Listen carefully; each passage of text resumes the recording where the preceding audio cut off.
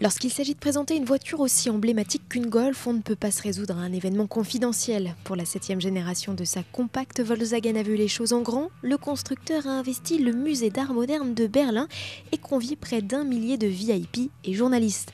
Tous attendent le coup d'envoi du show exceptionnel retransmis à l'international. Jeux de lumière, bande sonore du groupe Yellow, défilé des aînés, tout y passe jusqu'au lever de voile tant attendu.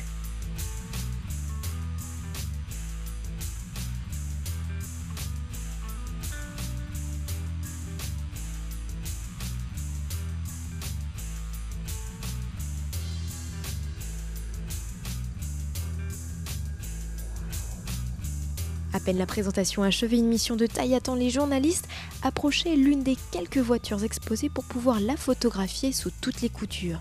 C'est Agnès Lasbarère et Arnaud Saunier qui sont chargés de mission. Pour Autoplus, pas une mince affaire. C'est très difficile de travailler parce qu'il y a beaucoup de monde et pour les photos, il y a toujours quelqu'un dans le champ et voilà. Donc là on attend un petit peu, les gens ils se restauraient et puis comme ça, nous après on va travailler peinard, on va travailler tard. Mais on sera peinard.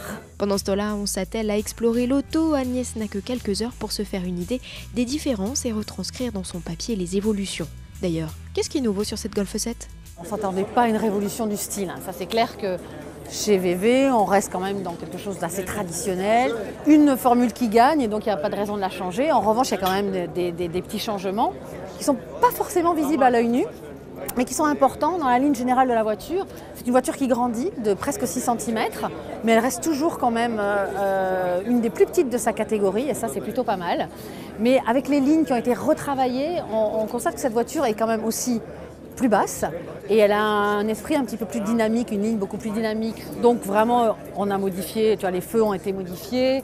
Il y a des petits détails qu'on ne voit pas forcément au premier regard, mais notamment ça. C'est-à-dire que le rétroviseur, qui avant était positionné ici, est descendu sur le montant de la porte. Du coup, ils ont rajouté une petite vitre. Donc on pourra au moins remarquer la Golf 7 à ce petit détail, mais même quand même dans l'esprit, elle fait quand même beaucoup plus sport. Mais c'est à l'intérieur où ça change beaucoup. Alors l'intérieur, on dit toujours une Golf, c'est parfait. Tout est sous la main, impeccable, la qualité des matériaux, la qualité des finitions, c'est toujours top. Mais là, ils sont encore un cran au-dessus. Est-ce que c'est possible ? Apparemment oui. Donc vraiment la qualité est nickel. On voit le souci des finitions, c'est vraiment nickel. Et puis il y avait, parce que c'est difficile de reprocher des choses à une Golf, il y avait un petit détail qui était le régulateur de vitesse qui était derrière le volant, qui n'était pas très pratique. Voilà, ça ne leur plaisait pas que c'était un détail qu'on notait en moins. Et donc là, ils l'ont repositionné, ils l'ont positionné sur le volant. Donc ça, c'est un plus. Et puis surtout, maintenant, il y a un frein à main un frein de parking en fait, qui n'est plus un frein à main, qui est un frein électrique. Du coup, ça laisse de la place au milieu. La console centrale descend, toute la planche de bord est en fait tournée vers le conducteur et la console centrale descend, fait une grande ligne comme ça. Et du coup, on n'est plus gêné par ce frein à main traditionnel. Voilà, c'est vraiment les détails les plus marquants. Et qui sont toujours des petits plus sur la Golf, et des petits plus que certainement on attendait. Il y a même un innovant GPS tactile immense et doté d'un capteur de proximité. Démonstration. Donc il y a un système, en fait, qu'ils appellent le proximity sensor, c'est-à-dire quand on approche la main, il y a des fonctions qui apparaissent. Il va y avoir mes destinations, etc.